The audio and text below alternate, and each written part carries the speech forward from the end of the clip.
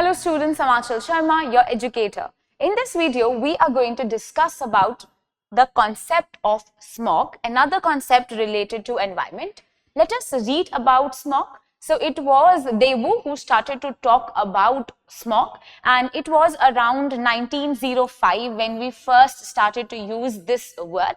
H.A. Dewu is someone who started to talk about it in the conference, and we'll read, the things would be clear. So let us start. Smog is air pollution that reduces your visibility. The term smog was first used in the early 90s and to describe the mixture of smoke and fog. So smoke usually comes from different factories, it can come from automobiles, it can also come from the burning of the coal. So smog was common in the industrial areas, and nowadays it is very much seen in every metropolitan city, and also this is very common in every city. So we are again and again encountering the problem of smoke and the problem of smog now. So the term was probably first used in 1905 by H.A. Dewu to describe the atmospheric condition over the Britain towns. This was an atmospheric condition that was repeatedly seen. This smog was one phenomena that Britain was suffering. About thousands of people die because of the smoke fog, and the government started to talk about the climatic conditions and the atmospheric conditions. It was popularized in 1911 by Dewu's report to the Manchester Conference of the Smoke Ambient League of the Great Britain, where more than about 1,000 people died because of the smoke fog that was seen in Glasgow in around 1909. So during that time, a lot of people were dying. Hence, they started to talk about this phenomena of smog. Most of the smog we see is photochemical in nature. So the photochemical smog is produced when the sunlight reacts with the nitrogen oxides. When we see that there is sunlight and it reacts with the nitrogen oxides that are present in the atmosphere, and at least one volatile organic compound, that means the VOC, is present in the atmosphere, we see that there is a creation of smog. Nitrogen oxides come from the different vehicles, different cars, the incomplete combustion, different coal power plants, factory emissions, etc. VOCs are released from different gasolines, different paints, or from the cleaning solvents that are used. So when in the atmosphere we have some cleaning solvents, some paints, maybe some aerosols, gas, or any kind of aerosols, these are all different kinds of VOCs. If there are the presence of some VOCs and there is the presence of nitrogen oxide, in the presence of sunlight, they will make up the smog, and this is called as the photochemical smog. That is the most common kind of smog. This picture in front of you will directly show how the smog is created. So there is the sunlight that is there, nitrogen dioxide is there, it will react and make this nitric acid. Also there are pans are what? These pan are the different types of VOCs, and there is the presence of other ozone molecules also. There is the presence of, and then we have the atomic oxygen that is also present. The reaction of the hydrocarbons would be there, and ultimately when everything would be mixed together, then it will make up the photochemical smog. When the sunlight hits these chemicals, they form the airborne particles and the ground level ozone, and you sometimes call it as the smog as well. So ozone can be very harmful, as we all know that there is also ozone present in the stratosphere, but that ozone is a good ozone, and the ozone present in the troposphere that is created in this reaction, then it becomes something that is very harmful. So ozone can be harmful, or you can say that it sometimes can be helpful as well. The ozone layer higher in the atmosphere protects the sun from the ultraviolet radiation, but the ozone is, when it is close to the ground, it is very bad for the human health. Ozone can damage the lung tissues, and especially other respiratory problems like asthma can be caused because of the ozone. Also, there can be itchy and burning eyes. There can be sensation in your eyes like some itchiness. There can be respiratory problems, illness like asthma, are few causes which are caused by the presence of ozone. So this O3 that is present here is nothing but the bad kind of ozone, and this ozone present in the troposphere is something that is not good for our health. The smog is very unhealthy to not only humans but to plants as well and to the other animals. So smog is only, it is nothing but it makes your surroundings very ugly. It will make the atmosphere very ugly. It will make the sky look brown or gray in color. The smog is common in the big cities with a lot of industries and with a lot of traffic. So cities located in the surroundings with that are surrounding with the mountains, they have a high chances of having the smog problems because the smog is trapped there. So if you have a city located there and there are mountains that are surrounding the city, then of course the smog would be more at this zone. Why? Because the mountains would trap the smog at one point of time because the valley, because of it being a valley, right? So it is trapped in the valley and cannot be carried away by the wind. So Los Angeles, California, United States, Mexico City, Mexico, both, all of these have a very high amount of smog levels, particularly that is seen in any kind of landscape. So there are different areas where we see because of the human activities, because of the pollution,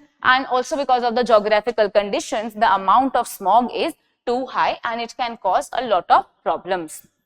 Right. Let us look at this diagram as well. We see that there are, see, this is the normal condition and then there is the temperature inversion. So what happens? There is warm air, then we have the cool air, and then again the cool air is there. Right. So what happens? The warm air, as it moves upward, it will become cooled. Right. So there is the warm air, it rises and it becomes cooler and cooler. The reverse effect can also occur, and here we see that there is the presence of smog. Here is the cold air, and this cold air in the winter time will trap the smog that is present there.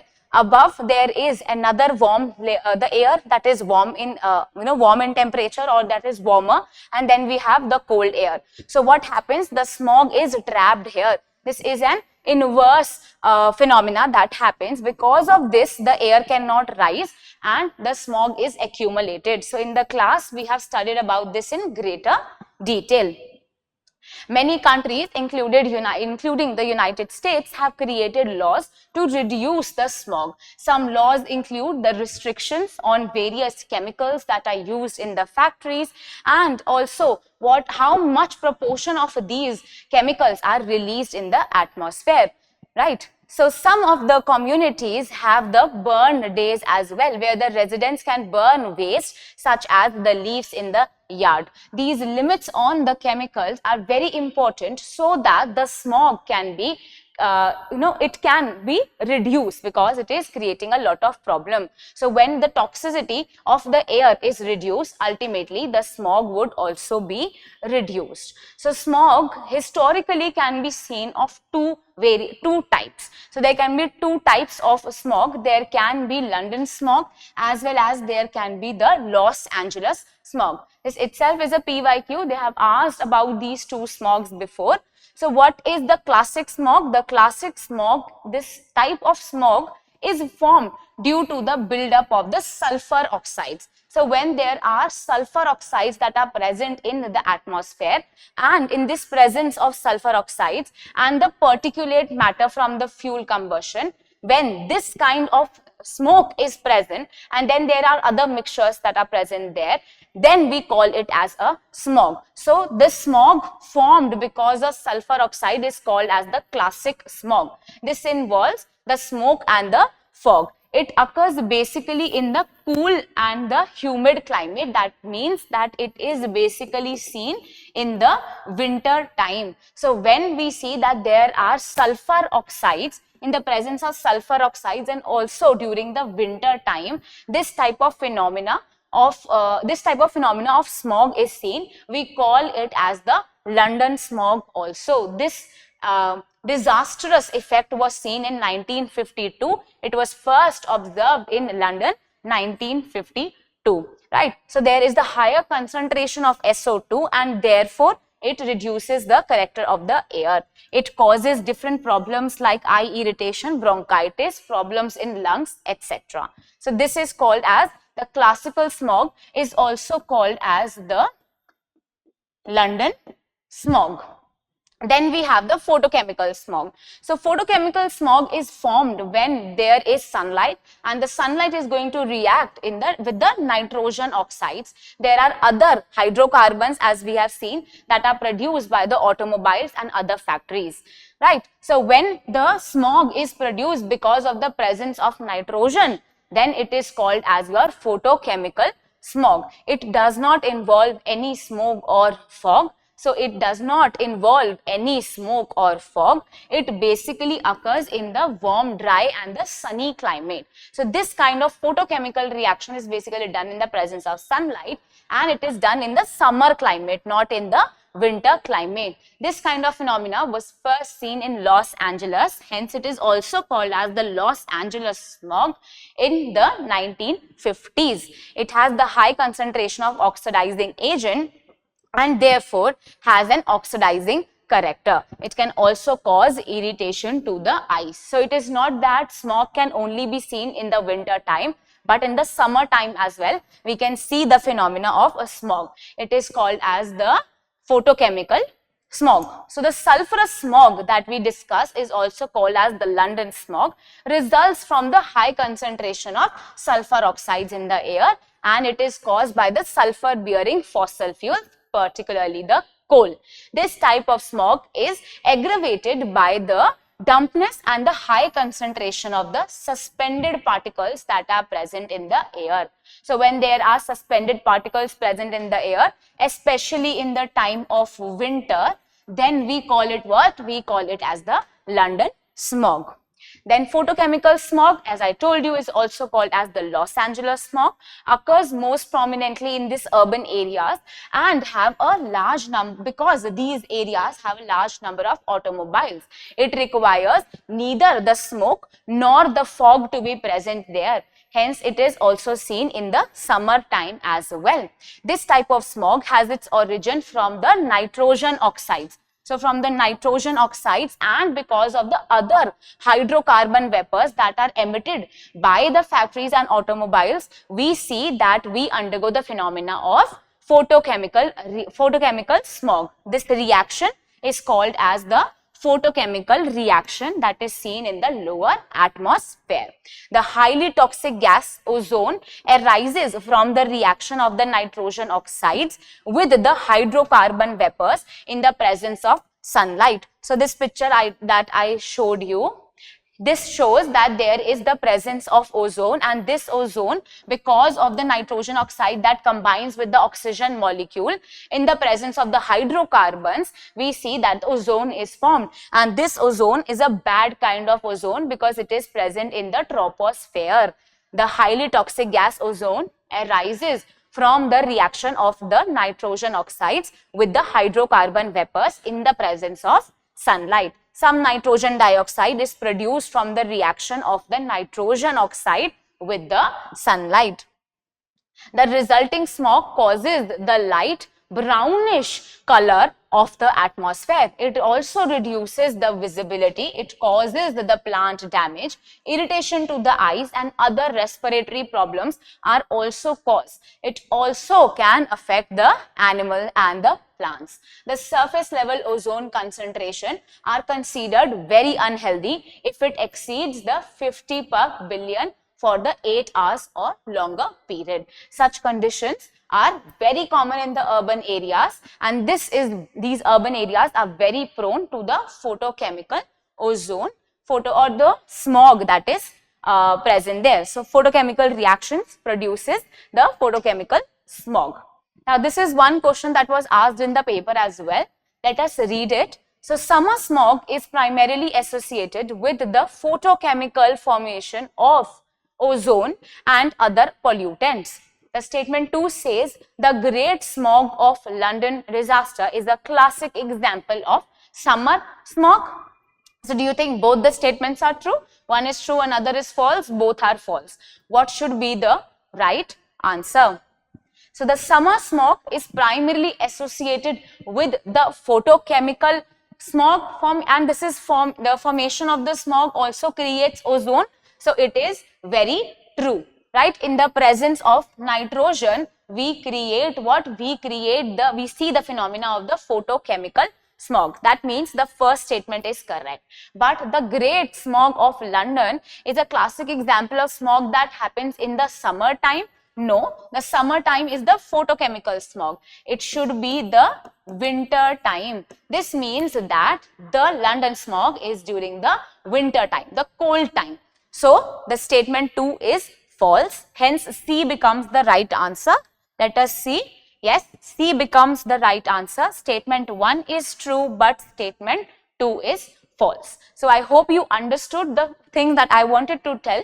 So what did we discuss? We discussed that the phenomena of smog is very common in all the metropolitan cities and the cities that have huge industries or large amount of transports that are present. We started to use this term probably around 1905, and we know that what is smog? Smog is a mixture of smoke. From where do we see smoke? Smoke can be seen from the incomplete combustion of coal, burning of the coal, and also in the presence of fog. But there can be other photochemical smog that is also seen. It does not even require the presence of fog always. It can also create on its own the phenomena of photochemical reactions with the presence of nitrogen in the atmosphere.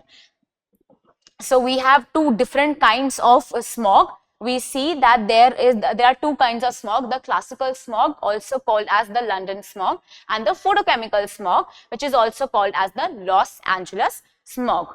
Right? Both of them can cause problems to the respiratory system, irritation to the eyes.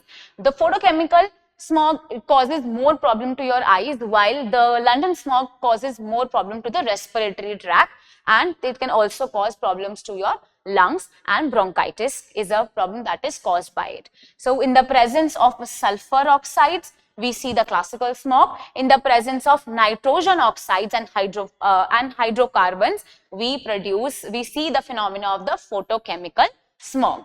So I hope the things are clear. I'll just rub this for you and you can take screenshot, because just by reading this box, the things would be very clear. And you have already seen questions are asked. So I'm pretty sure again the questions can also be asked from these phenomena. So thank you so much. I hope you understood whatever I was telling you in this video. If you have any doubt, you can write it in the comment section and I'll surely reply to you. Thank you.